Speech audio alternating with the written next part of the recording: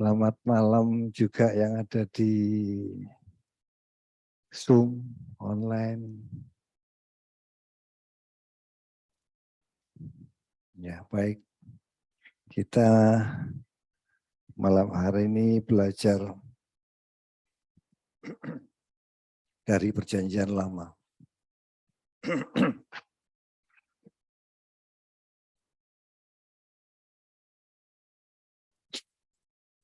Alkitab ditulis atau disediakan buat manusia, supaya manusia bisa belajar bagaimana berhubungan dengan Allah yang benar, tentu dengan cara yang benar. Ya. Karena Allah itu tidak kelihatan. Perlu penuntun untuk bisa sampai kepadanya. Ya. Di dalam perjanjian baru, Allah memberikan fasilitas yang sangat luar biasa lengkapnya. Dan kita baru mengerti setelah belajar SK. Ya. Supaya manusia bisa menemukan bahkan mencapai persekutuan dengannya. Menyatu dengannya. Artinya memiliki pikiran dan perasaan yang sama dengan Kristus, dengan Allah. Tentu ini semua hanya mereka yang mau merespon, yang bisa mencapainya. Ya, semua fasilitas Tuhan berikan, tapi tergantung manusianya mau respon atau tidak. Oke.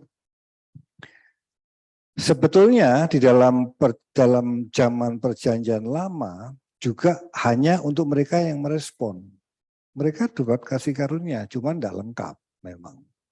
Tapi mereka yang merespon, Tuhan akan sediakan perangkatnya. Tuhan sediakan perangkat. Contoh ya, kalau Daud salah, itu Tuhan bisa kirim nabi untuk negur Daud. Tergantung Daudnya, dia mau menerima itu teguran atau tidak. Kalau dia mau ditegur, maka dia dapat selamat. Amin. Ya, sama dengan kita. Ketika kita merespon keselamatan, merespon firman, dan kita mau rendah hati, mau ditegur, mau diperbaiki, mau diubahkan, Tuhan akan kirim kelengkapan itu. Bukan suatu kebetulan kalau kita bisa mengenal SK. Tentu Tuhan tahu setiap orang yang haus, mau sungguh-sungguh sama dia. Tuhan akan sediakan perangkatnya. Kadang kita dapat teguran melalui peristiwa hidup. Itu perangkat. Itu cara menuntun kita. Itu cara Tuhan untuk menggiring kita. Ya. Saya ulang, sebetulnya di dalam Perjanjian Lama juga hanya mereka yang merespon kasih karunia-Nya yang mendapat tuntunannya. Walaupun fasilitas yang mereka punya nggak selengkap orang-orang Perjanjian Baru. Oleh karena itu, di zaman Perjanjian Baru, tuntutannya sangat sempurna. Harus menjadi sempurna. Ya. Di dalam Alkitab ada banyak tokoh yang memiliki pengalaman berhubungan dengan Allah yang benar. Manusia tidak bisa menempatkan diri dengan benar di hadapan Allah kalau manusia tidak mengenal Allah dengan benar. Ya. Pada umumnya manusia ingin berhubungan dengan Allah dengan cara pikirnya sendiri. Oleh karena itulah Alkitab disediakan. Haruskah kita belajar Alkitab? Harus. Dulu kita berpikir bahwa hanya pendeta yang baca yang baca Alkitab, yang belajar Alkitab. Tapi hari-hari ini kita sudah mulai mengerti bahwa itu konsumsi orang yang mau ikut Kristus. Tanpa kita belajar Alkitab, kita tidak bisa mengerti dan mengenal Allah dengan benar. Karena itu sarananya. Ya. Roh Kudus tidak akan bisa berkarya dengan leluasa dalam hidup kita, membawa kepada keselamatan. Kalau kita tidak pernah baca Alkitab dan menggalinya, kita bersyukur di tempat ini. Kita mendapat seseorang yang dikirim sama Tuhan untuk menggali firman dan kita bisa mendengarnya dengan baik dan mendapat pencerahan yang luar biasa, mengerti Alkitab sejujurnya. Wah, itu luar biasa banget. Kalau kita mengerti ini, kita mensyukuri. Kita tidak melewatkan setiap waktu yang ada setiap pengajaran di tempat ini. Itu sangat luar biasa. Mungkin kita saat ini sepertinya lewat Zoom sama saja, gitu ya. Saya berulang-ulang ngomong gini, ya. Yang Tuhan lihat di kita itu apanya sih? Nanti kita lihat ya. Nanti kita lihat.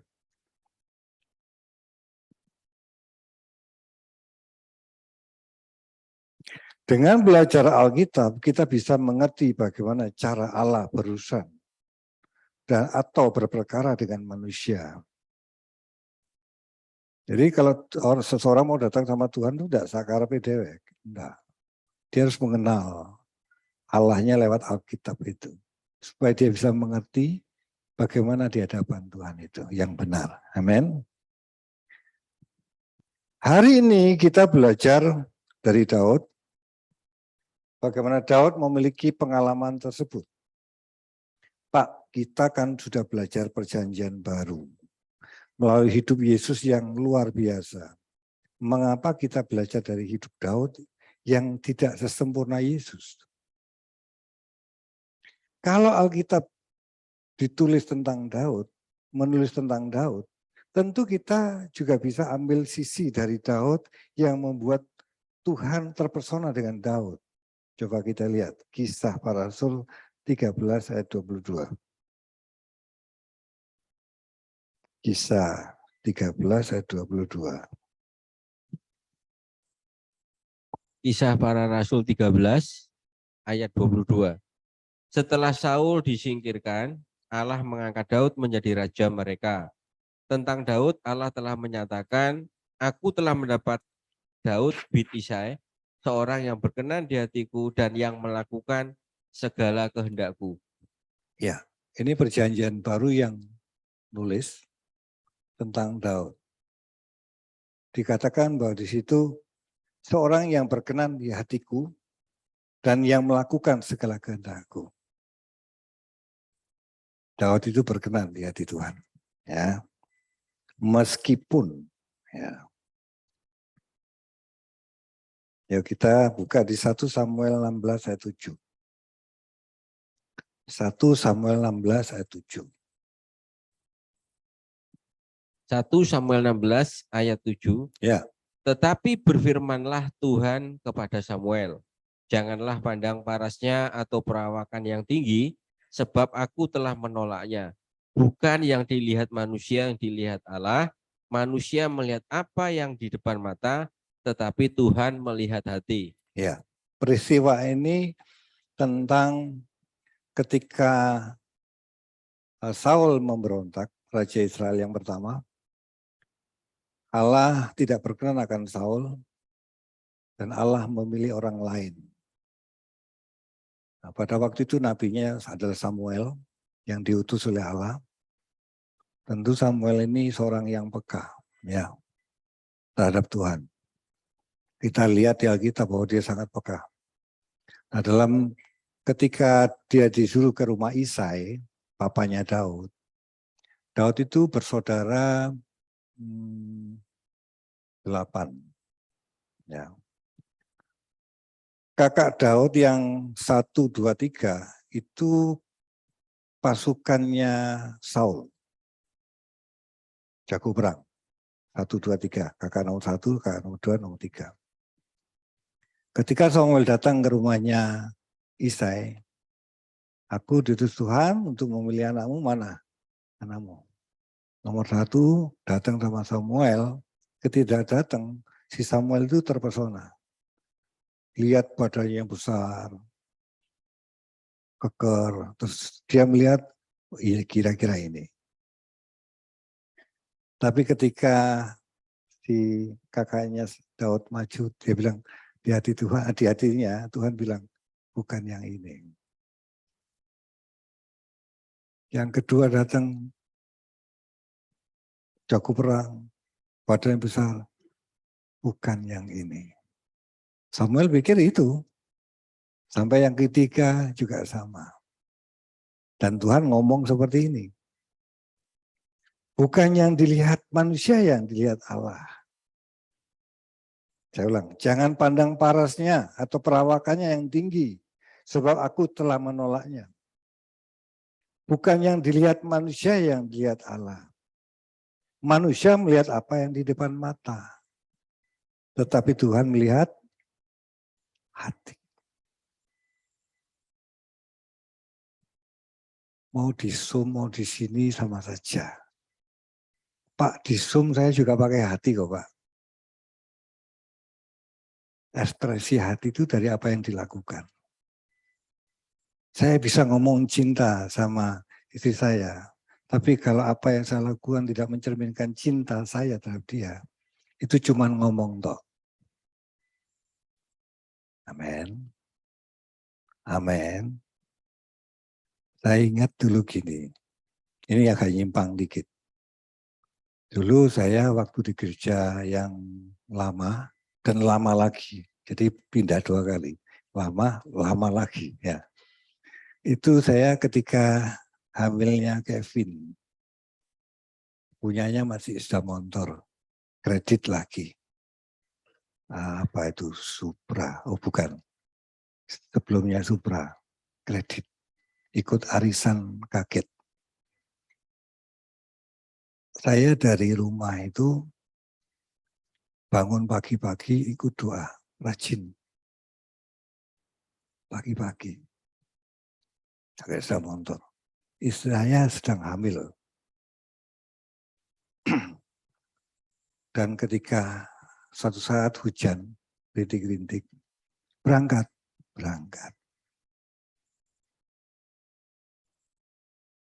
Saya itu bukan dari keluarga Kristen. Tapi saya nggak tahu kok saya itu sungguh-sungguh gitu. Meskipun hujan berangkat. Istri saya gonceng di belakang. Terus kan pakai jas hujan. Ya. Terus istri saya kan ditutup sama jas hujan. Jadi tidak kelihatan jalan. Dia hanya pegangan saja. Sampai di gereja, dia turun, dia bilang gini, aku mumet Bi. Karena tidak kelihatan jalan. Itu tiap pagi. Mau hujan, mau nggak hujan, tetap berangkat. Karena taunya doa itu di gereja pada waktu itu.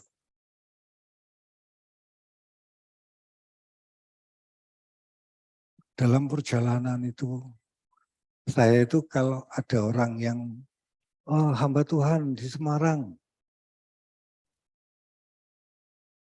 Belum ada yang berangkat waktu itu. Waktu itu sebarang yang di GIP itu belum berangkat. Saya ajak Pak Rizky sama Pak Apung nggak berangkat. Saya berangkat sendiri, naik bis. Sampai sana nggak tahu nanti nginep mana. Ketemu sama orang Probolinggo, dijak nginep bareng. Pulangnya demikian, dijak pulang bareng. Saya begitu semangatnya untuk cari Tuhan. Tuhan sediakan fasilitasnya.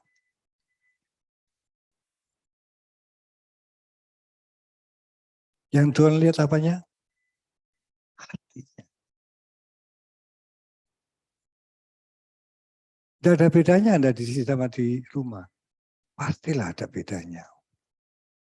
Ya, ngerti maksudnya? Tuhan lihat hati, sama Tuhan lihat hati Daud. Ya, manusia melihat fisiknya. Manusia lihat fisiknya. Kalau contoh tentang manusia lihat fisiknya, itu seperti ini. Kalau ada saudara kita datang ke rumah, kalau saudara itu kaya, apa yang Anda lakukan? Ayo. Oh, jedingnya sih nggak tahu diresi. Pol. Spray diganti. Kamarnya dibersihkan. Untuk mempersiapkan. Karena tamunya ini kaya. Tapi kalau orang enggak punya, saudara kita telepon. Saya mau ke rumahmu. Kira-kira persiapannya sama enggak? Halo? Ini satu contoh aja ya, bahwa manusia itu melihat parasnya. Ya, kalau orang itu kaya perlakuannya berbeda. Kalau orang itu berpangkat perlakuannya berbeda. Loh Pak, mereka kan harus dihormati. Betul. Tapi apakah kita melakukan yang sama dengan orang yang tidak berpangkat? Apakah kita melakukan yang sama dengan orang yang tidak memiliki kekayaan? Seperti Tuhan melakukan kita, memperlakukan kita. Amin. Saya sebenarnya tidak bicara hal ini, ya. Tapi saya mau lebih bicara apa yang dalam kehidupan Daud.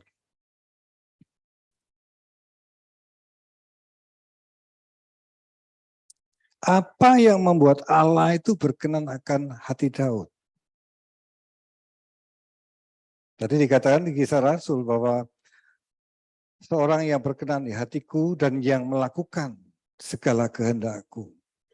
Tapi Anda tahu Daud itu gimana kehidupannya. Tapi kalau kita melihat perjalanan hidup Daud, dia bukan seorang yang baik-baik. Enggak. Yang pertama, ya, sebenarnya banyak, tapi saya ambil dua.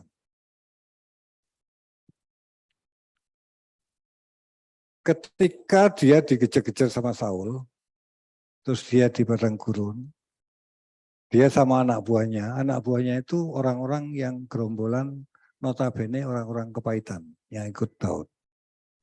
Dan Daud sedang dikejar-kejar Saul. Nah, ketika Daud mengembara, dia menyuruh anak buahnya untuk ke rumah Nabal. Nabal itu seorang pengusaha yang kaya di tempat itu dan sedang panen bulu domba, mengkuliti bulu domba. Sedang panen, terus anak buah Daud datang ke sana.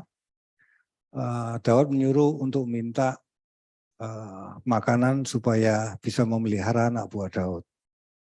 Dan Daud berpesan bahwa sesungguhnya yang menjaga perusahaan kalian itu kita. Istilahnya Daud ini semi preman gitu ya. Bahwa sing jaga perusahaan ini kamu aman selama ini itu kamu perlu tahu bahwa kita yang jaga. Terus si Nabal ini dia bilang gini, siapa Daud? Orang yang lagi dikejar-kejar Saul itu ya. Dia tidak berkenan. Dan dia tidak memberikan 1 sen pun makanan sama orang ini. Pulanglah orang ini menghadap Daud. Terus dia lapor sama Daud seperti yang kejadian di rumah Nabal. Apa yang Daud lakukan ketika mendengar? Marah dia. Dia langsung ngomong, kumpulin semua pasukan. Siapkan. Jangan ada yang hidup. Dia mau berangkat untuk membunuh Nabal dan semua yang ada di sana. Nah, istri Nabal dengar tentang apa yang mau dilakukan Daud. Namanya Abigail. Abigail ini yang nanti notabene jadi istrinya Daud. Ya. Ketika dengar Abigail orang yang bijak ya, dia langsung panggil anak buahnya, dia suruh siapkan makanan sebaik mungkin, yang terbaik dia minta dibawa kepada Daud dan dia ikut dalam rombongan itu. Dia menghadap Daud, ketika ketemu dengan Daud, dia menyembah Daud, dia memberikan makanan itu. Terus sikap Daud gimana? Ketika dia marah Daud untuk mau berangkat itu ya. Kita buka di 1 Samuel 25 ayat 34.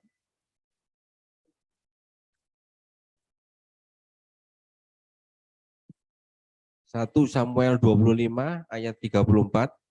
Tetapi demi Tuhan, Allah Israel yang hidup, yang mencegah aku daripada berbuat jahat kepadamu, jika engkau tadinya tidak segera datang menemui aku, pasti tidak akan ada seorang laki-laki pun tinggal hidup pada Nabal sampai fajar menyingsing. Ya. Jadi ketika istri Nabal datang, Abigail, dia ngomong seperti ini. Perhatikan baik-baik.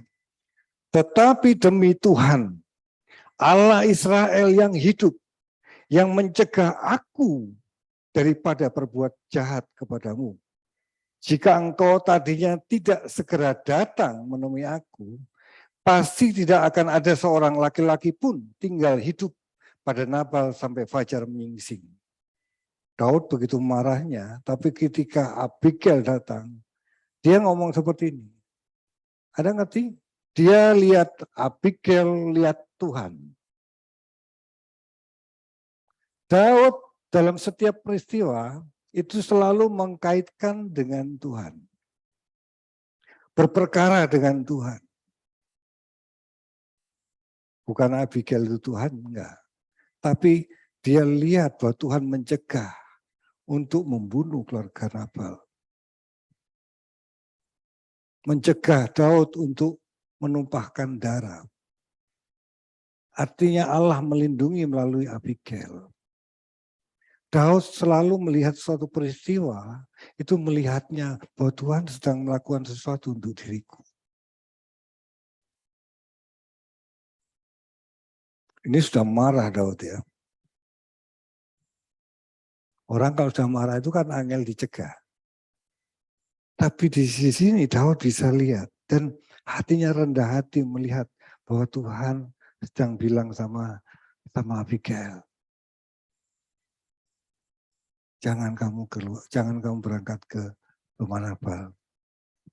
Anda kalau lihat terus ceritanya, akhirnya si Nabal ini meninggal karena kaget akan berita itu. Akhirnya meninggal tanpa dibunuh oleh Daud. Anda melihat penyelamatan Tuhan atas Daud? Ketika Daud melihat cara Tuhan menyelamatkan dia. Dia selalu mengaitkan setiap peristiwa dan berperkara dengan Allah. Amin. Daud memiliki hati yang mau diingatkan dan menyadari kecacatan hatinya. Selalu melihat setiap peristiwa dan mengaitkan dengan Allah yang sedang berperkara dengan dirinya. Sejatinya dalam setiap peristiwa Allah berbicara kepada kita. Tetapi apakah kita memahaminya dan memperkarakan dengan Tuhan? Sering kalau kita ada seorang menasihati kita atau menegur, kita lebih menutup diri. Bahkan kita membicarakan orang itu. Yang notabene mungkin belum tentu Tuhan bicara. Tapi kalau Tuhan bicara lewat orang itu, kita sudah melewatkannya. Amin.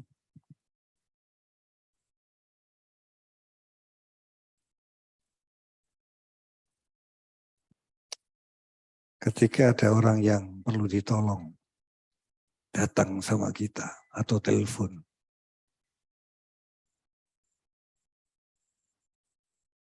Apakah kita memperkarakan bahwa Tuhan sedang beracara dengan kita melalui orang itu? Saya sering kali ngalami gini. Orang itu sering minta bantuan. Sering. Sampai kalau dia mulai telepon itu saya takut tuh ngangkat. Tapi Tuhan ngomong di hati saya, kamu harus tolong orang itu.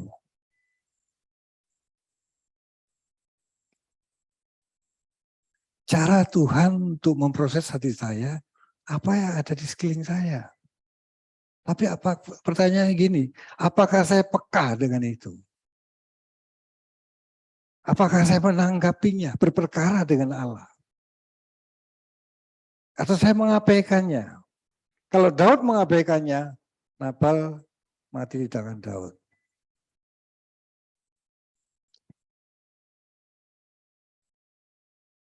Yang kedua, Daud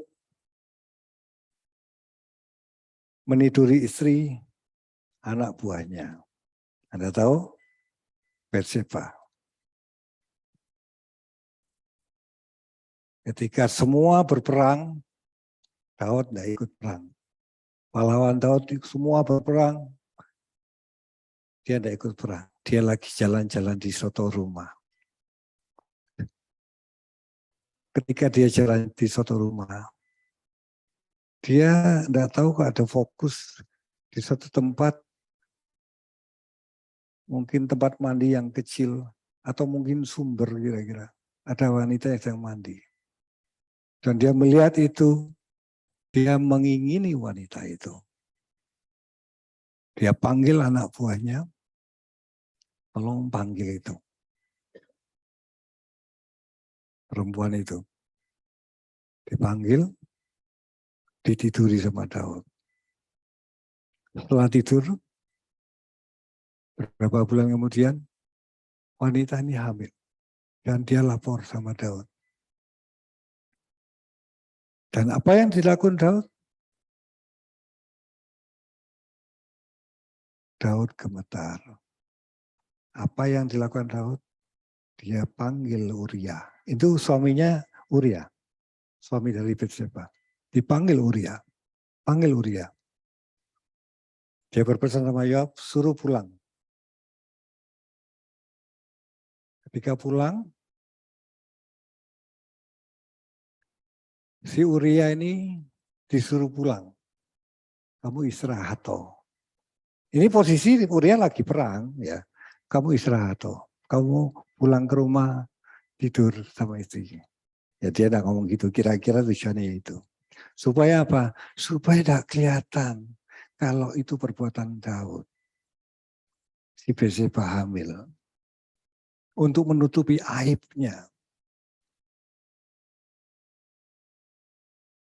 Si Uria tidak mau pulang. Ini pasukan yang setia.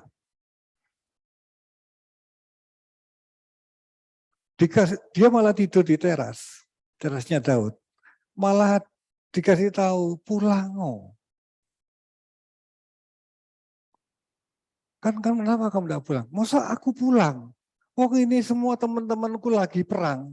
Kok aku pulang mau tidur enak-enakan sama istri? Dia tidak mau. Cara kedua, dibikin mabuk. Dibikin mabuk, tapi tidak pulang, malah teler di situ. Si Daud kehabisan akal, apa yang dilakukan? Dia kasih tahu, kirim orang ini, bilang sama Yoab, taruh orang ini paling depan dalam peperangan. Ngerti maksudnya? Supaya orang ini mati. Daud ingin membunuh bukan dengan tangannya. Licik ya Daud ya. Hari ini kalau ada orang seperti itu, jangankan pendeta. Tidak usah pendeta pun seperti itu ya sudah pasti jahat lah. Tapi di perjanjian baru Tuhan ngomong, aku berkenan akan Daud. Apa yang buat Allah berkenan akan Daud? Begitu jahatnya akibat dari Daud membunuh Uria, bertubuh dengan Batseba, membunuh Uria. Akibatnya Nathan menegurnya. Akibatnya keluarga Daud itu hancur loh. Karena Tuhan menghukum Daud. Akibat itu. Bahkan istri-istri Daud, Tuhan ngomong, itu akan ditiduri oleh orang yang memberontak kepadamu. Di suatu rumah, di depan orang banyak. Istri-istrinya. Dan keluargamu itu akan berperang, saling bermusuhan. Akibat apa yang dilakukan Daud. Kalau kita lihat seperti ini, apanya yang berkenan di hadapan Allah? Tentu Alkitab kalau ngomong seperti ini, tentu ada yang sisi di mana memang Daud berkenan di hadapan Allah.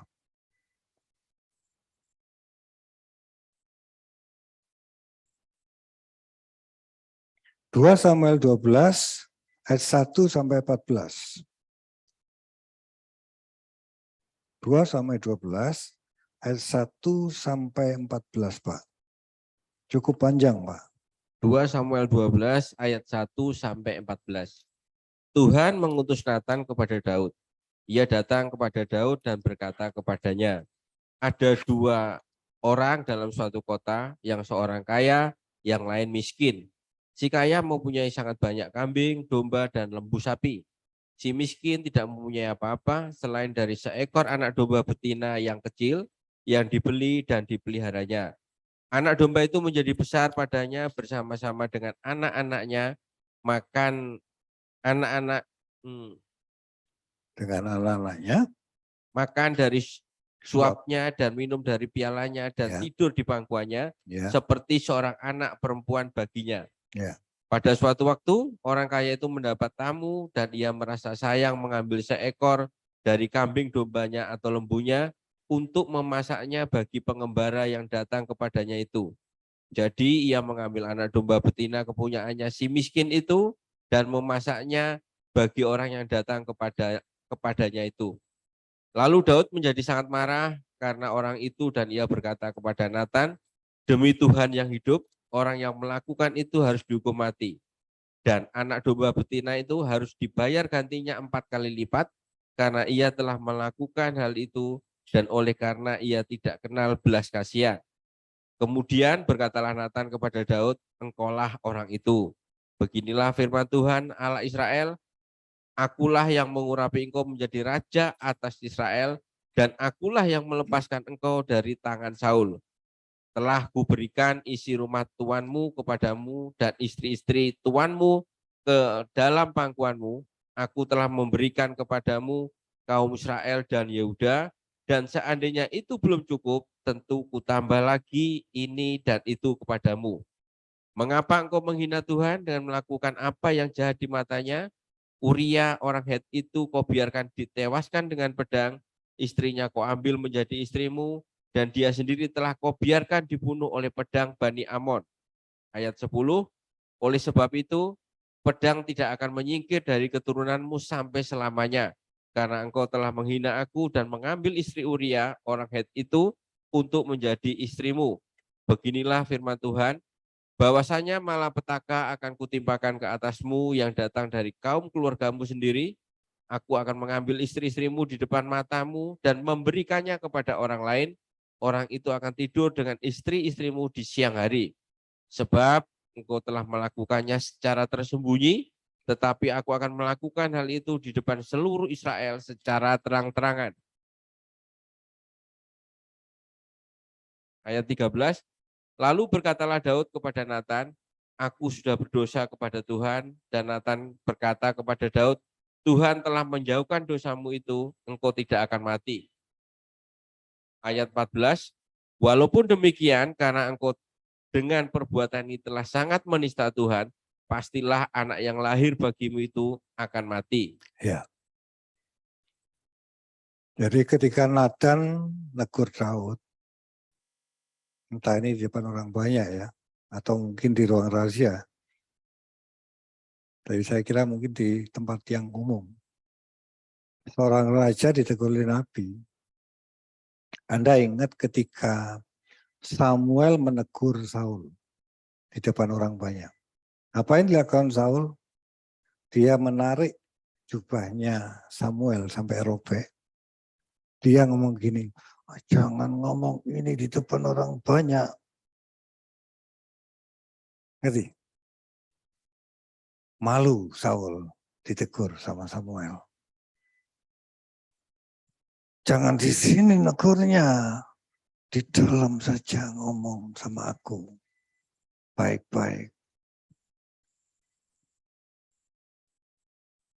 Kita kalau ada teguran dari seorang, caranya jangan enggak gitulah. Yang baik cara negurnya. Mau baik, mau enggak, kalau kita berurusan dengan Tuhan, berperkara dengan Tuhan, itu baik buat kita. Amin. Lalu berkatalah Daud kepada Nathan, aku sudah berdosa kepada Tuhan. Nathan ketika menegur dia memberikan, kamu akan mengalami ini, itu udah enak semua. Terus dia ngomong, aku telah berdosa terhadap Allah.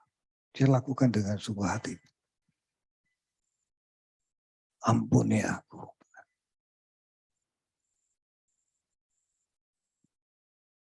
Daud itu melihat hati yang rendah hati. Kalau saya perhatikan ya, Daud itu suka sering dalam satu peristiwa itu melakukan dulu baru, aduh salah ini. Sering gitu. Tapi yang satu ini kebablasan, sampai hamil. Ditegur baru sadar.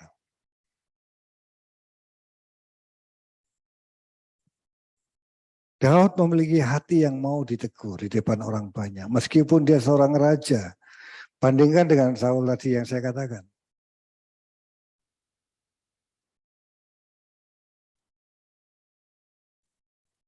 Ya.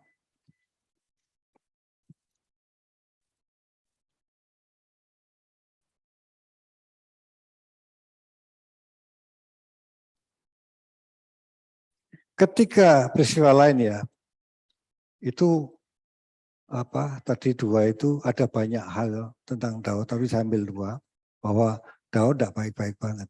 Tapi ketika ditegur, dia mau rendah hati untuk mau ditegur.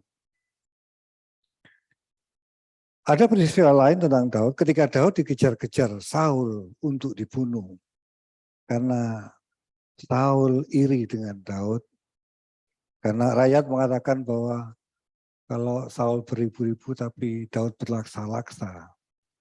Akhirnya si Saul iri hati dan sejak itu dia ingin membunuh Daud. Ketika Daud dikejar-kejar Saul untuk dibunuh, dan ketika Daud 2 kali kesempatan untuk membunuh Saul, tetapi tidak digunakan momen itu. Dia tetap menghormati orang yang diurapi Allah. Karena Daud takut akan Allah. Anda perhatikan sikapnya terhadap satu peristiwa. Ya. Masih sanggup Pak Handoko? Panjang lagi nih Pak. 1 Samuel 24 ayat 4 sampai 7.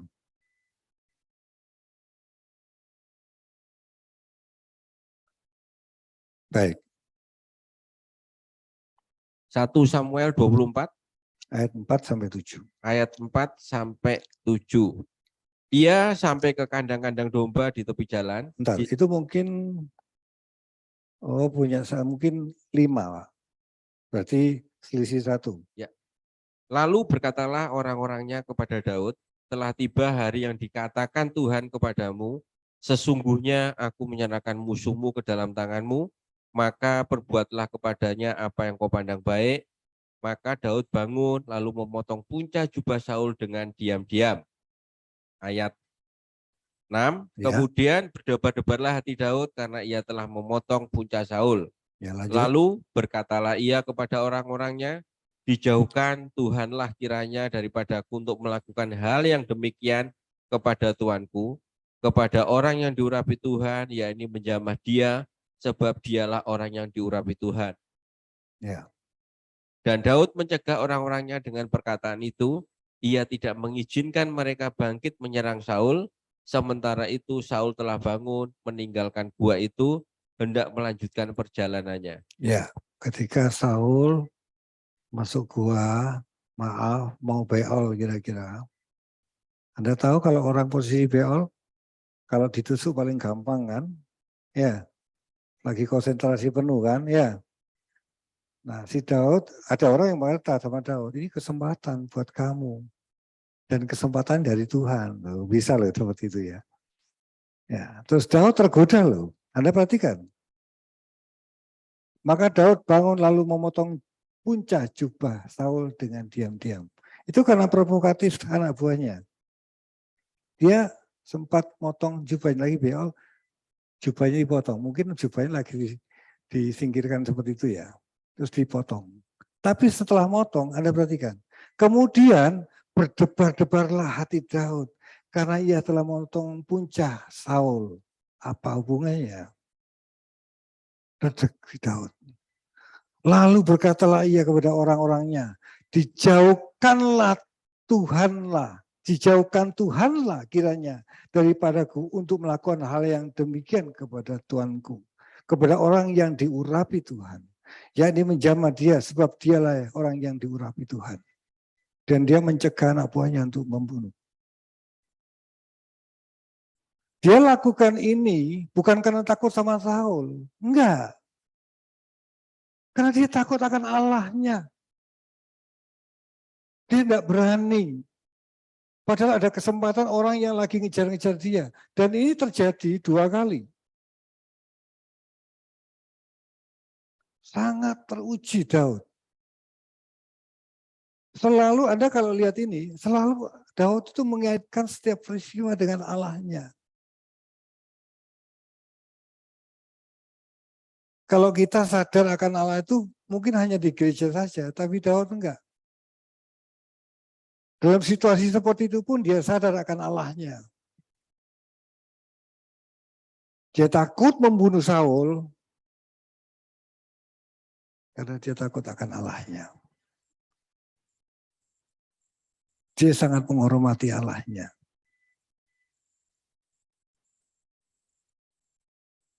Ya, kalau diaplikasikan hidup kita, apakah yang kita lakukan itu karena takut akan dia?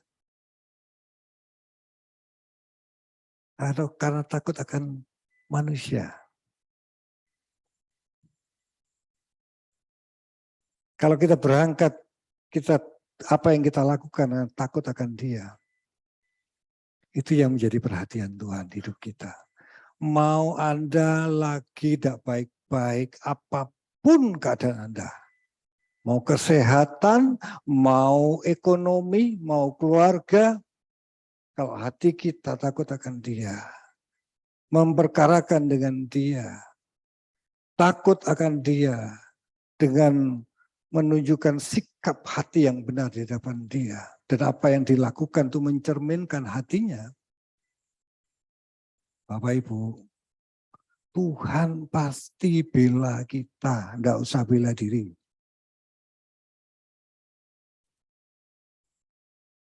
Tuhan pasti bela kita. Enggak mungkin. Amin. Tentu ini ditulis untuk kita belajar hal itu. Bukan supaya kita dapat berkatnya, enggak. Supaya kita mengerti ketika manusia takut akan Allahnya. Tuhan ngomong, aku berkenan akan orang ini. Amin. Dia motong jubahnya berdebar-debar. Ya. Dia tahu ini isyarat dari Tuhan. Langsung diambil. Lalu berkata lagi kepada orang-orangnya, dijauhkan Tuhanlah kiranya daripadaku untuk melakukan hal yang demikian kepada Tuhanku. Maksudnya membunuh. Dia tidak lakukan. Satu lagi.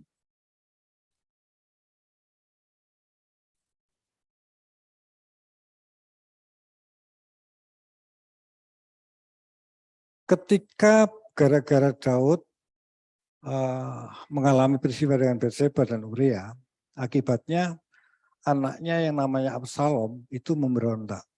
Dengan cara Absalom itu mempengaruhi anak buah Daud, ya sampai anak Daud itu terprovokasi sehingga mereka itu pro sama Absalom. Bahkan penasihatnya Daud yang terbaik pun ikut Absalom. Ada pasukan-pasukan yang terbaik pun ikut Absalom. Sebagian ikut Daud, mungkin sebagian besar ikut Absalom. Setelah titik tertentu ini sudah siap, Absalom berontak.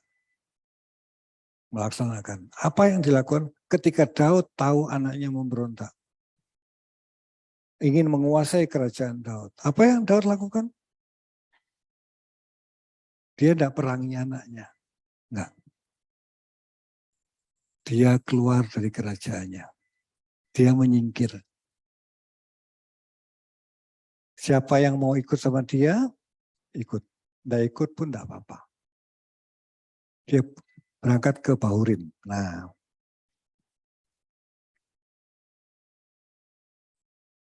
Kita baca di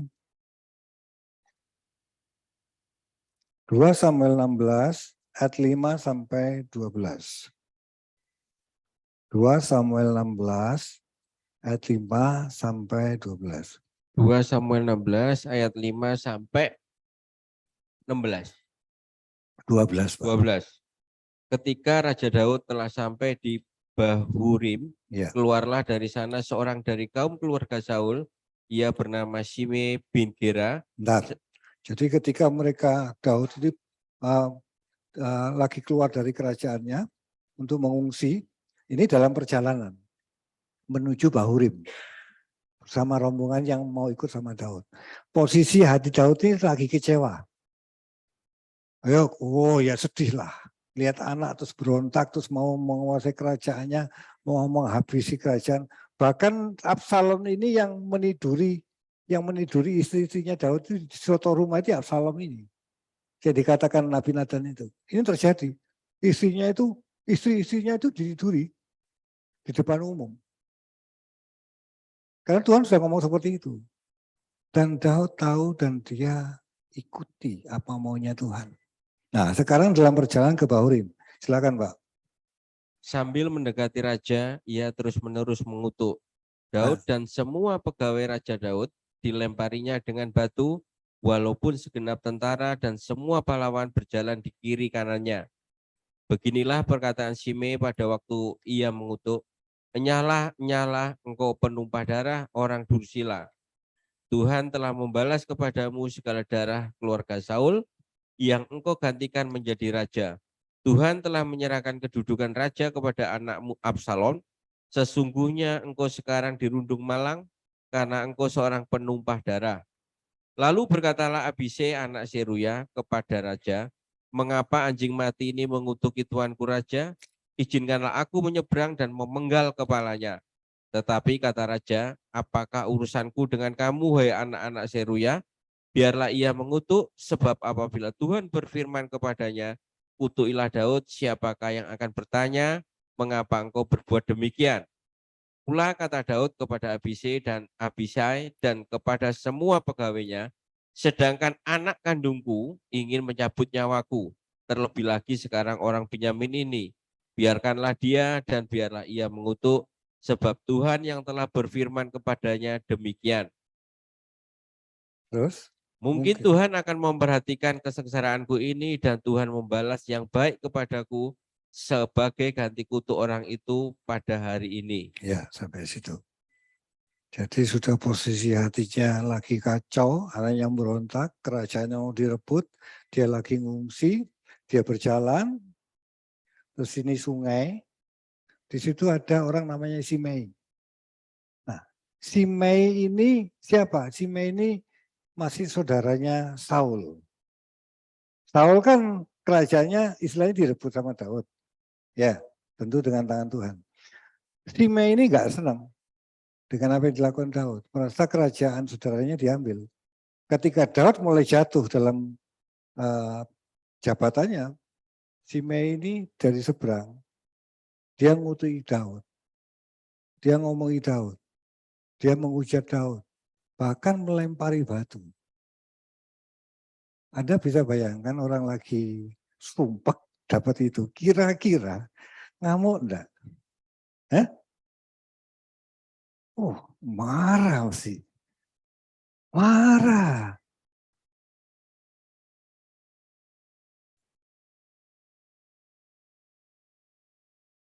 Kita kalau lagi marah, ada orang ngeribui tambah marah. Ini sudah lagi kecewa seperti itu. Pahlawannya Daud namanya Abisai. Dia ngomong nggak tahan. Dia ngomongin seperti ini.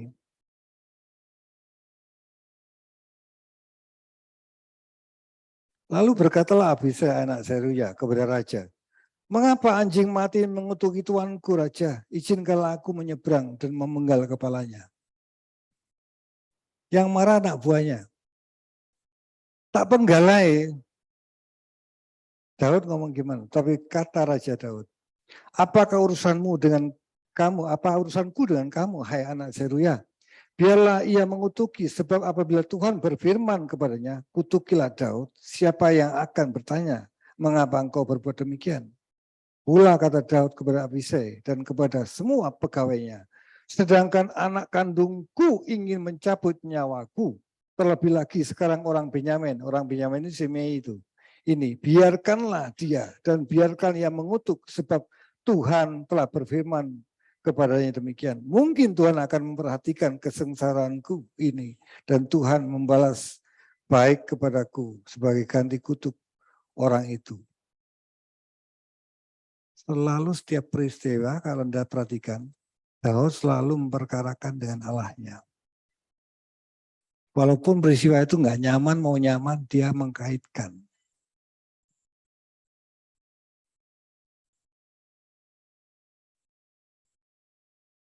Tuhan lagi ngapain buat aku ini? Kok aku ngalami ini? Itu hati Daud kayak gitu. Bahkan dia menjaga sikap hatinya ketika peristiwa itu terjadi. Daud ke Bahurim, sampai di Bahurim, singkat cerita dia akhirnya berperang dengan Absalom.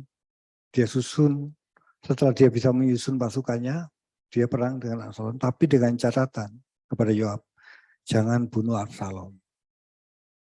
Tapi Yoab ini masih saudaranya Abisai, anak-anaknya Zeruya. Ini golongan orang garis keras ini. Mungkin anak-anaknya abang kabeh kira-kira gitu. Ya, garis keras. Jadi ketika perang, si Yoab gak taat, tetap dibunuh si Absalom. Akhirnya Daud ketika pulang, bertemulah ketika di sungai itu tadi, dengan siapa? Dengan Simei. Yang mengutuk itu tadi. Apa sikap Daud? Simei langsung minta maaf, sorry aku kemarin ngomong itu, sorry Daud, ampuni aku ya. Apa yang dia lakukan? Gak apa-apa. Gak apa-apa. Bisa dilewati. Anda bisa bayangkan?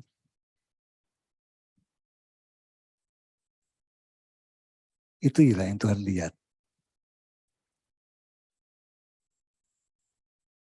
Ketika orang menegur kita, banyak alasan kita.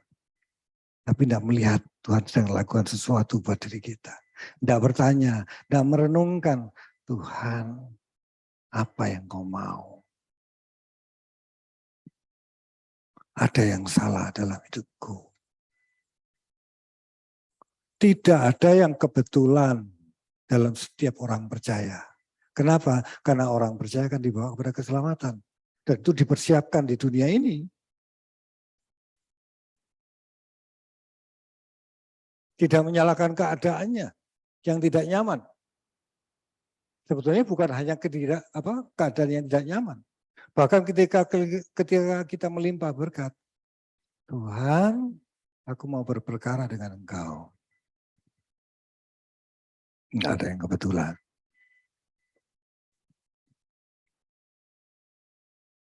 Amin.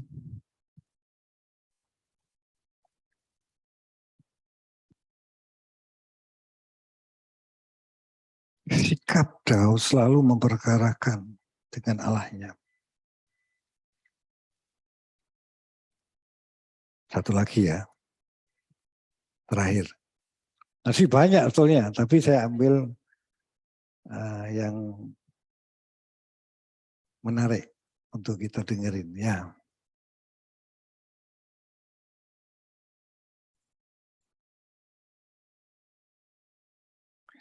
Daud suatu ketika dia timbul dalam hatinya, dia ingin air yang ada di tempat orang Filistin, di Bethlehem, perigi Bethlehem.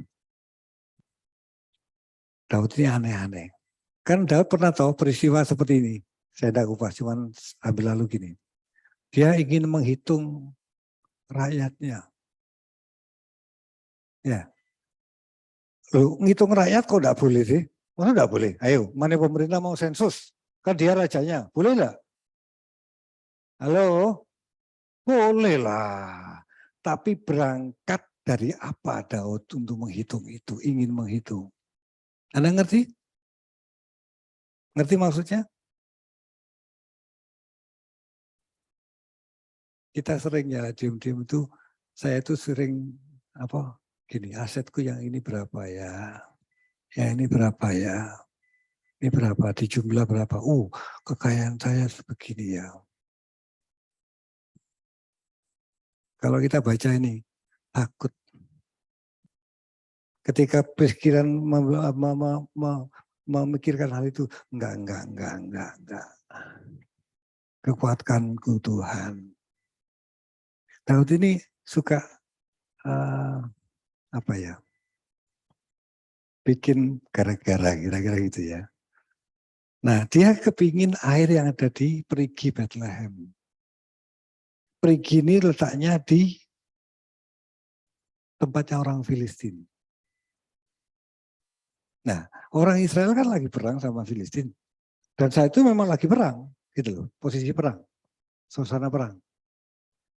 Dan dia suruh anak buahnya, Triwira. Triwira ini ada 3 orang. Dan ini pahlawan terbaiknya Daud. Disuruh untuk ambil air di perigi. Lalar gawe ya. Tahu Anda maksud Daud lakukan ini?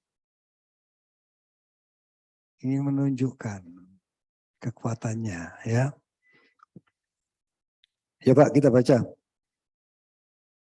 2 Samuel 23 ayat 15 sampai 17.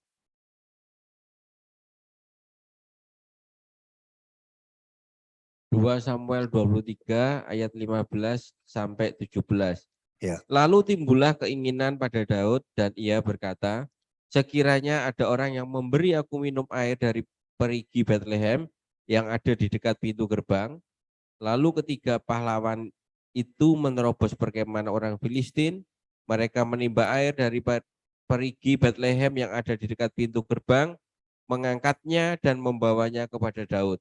Tetapi Daud tidak mau meminumnya, melainkan mempersembahkannya sebagai korban curahan kepada Tuhan.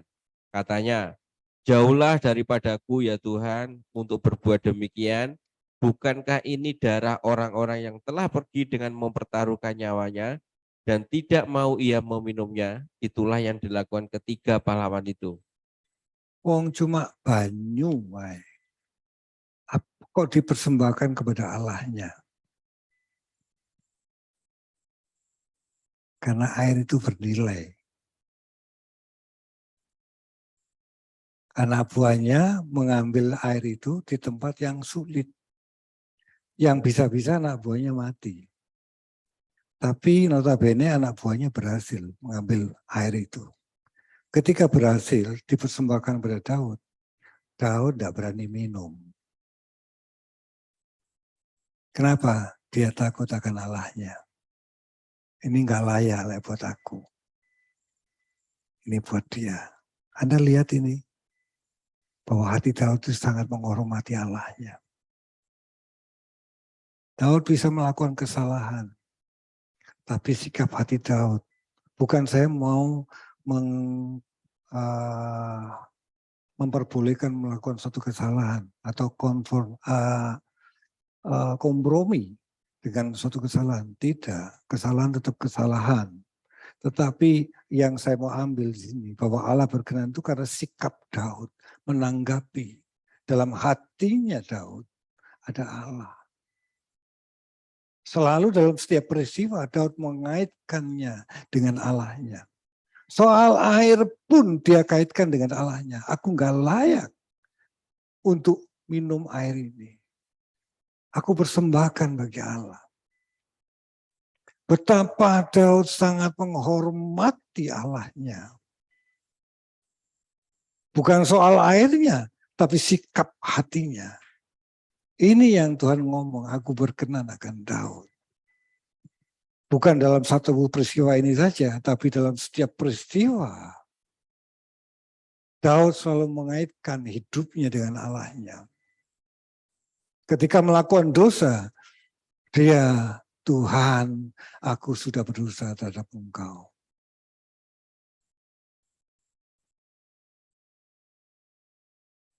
peristiwa yang lain dan orang yang lain saya kaitkan seperti Yusuf. Ketika digoda oleh Potifar, tiap hari menggodai oleh istri Potifar. Apa yang dilakukan Yusuf? Ngomong apa? Aku tidak mau berdosa terhadap Allahku. Orang-orang yang takut akan Allahnya, dia mengerti apa yang harus dilakukan di hadapan Allahnya. Dia berperkara dengan Allahnya. Ini bukan hanya soal besar, enggak. Soal kecil-kecil itu pun seharusnya dan harus diperkarakan dengan Allah. Ngomong yang salah, mungkin sudah keperucut ngomong, ya harus bertanggung jawab. Gimana Pak? Ya minta maaf. Orang itu sudah terlukai. Baik pun, atau datang, sorry ya, tadi aku ngomong yang salah. Dan ini dilakukan bukan karena supaya dilihat baik, enggak. Supaya hatinya tidak bermasalah dengan Allahnya. Karena takut akan Allahnya. Amin. Oh, ini jangan dianggap enteng. Karena itu yang membangun dalam diri kita, batiniah kita, untuk hidup bersih, untuk hidup suci. Amin.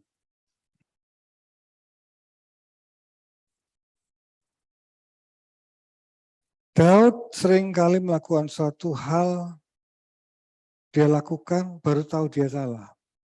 Tapi dia bertanggung jawab ketika hukuman itu harus dijalani. Ketika dia menghitung orang Israel dan dia tahu salah, Allah menegur dia. Dan Allah memberikan hukuman kepada dia. Tuhan berikan 3 macam hukuman. Apa yang dilakukan Daud? Disuruh milih Daud. Daud bilang gini, Tuhan pilihkan buat aku. Dia percaya kepada Allahnya. Dia tidak milih yang mana. Dia minta Allah yang memilihkan.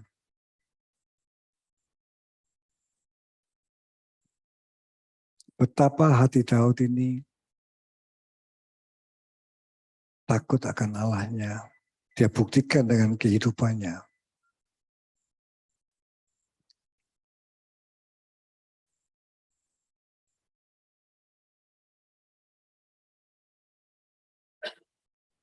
Bagaimana dengan kita yang sudah memiliki perangkat yang begitu lengkap dibanding Daud? Kita mendapat Injil, mendapat Roh Kudus, mendapat penebusan,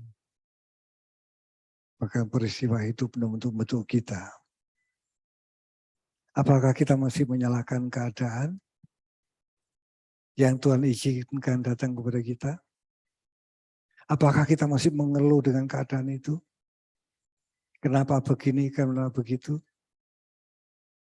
Atau kita mulai merenungkan, Tuhan, apa yang terjadi ini, pesanmu apa buat aku? Dan kita memiliki hati sikap yang benar di hadapannya. Ini menentukan perjalanan akhir hidup kita, saudaraku. Apakah kita selalu memperkarakan setiap peristiwa di dalam hidup kita kepada Tuhan? Atau cuek-cuek aja?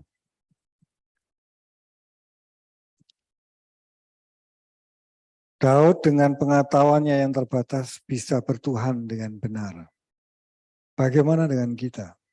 Apakah kita selalu memperkarakan setiap kejadian di dalam perjalanan hidup kita? Dan mengenal jalan-jalannya? Dan bersikap hormat kepadanya? Menjaga perkataan. Saya masih, Bapak Ibu, sering keperucut ngomong. Sering masih ngomong tentang orang lain. Setelah pulang saya renungkan, Tuhan, tadi aku itu salah Tuhan. Ampuni aku. Sering kali. Ampuni aku, tuntun aku. Mampukan aku bisa berjaga-jaga. Yuk kita berperkara dengan Allah setiap saat. Ya, mau serius dengan Tuhan, mau serius mempersiapkan diri kita untuk masuk ke kekekalan, langit baru, bumi yang baru, itu jelas banget. Ya, ayo mau serius. Amin. Ya, kita berdoa.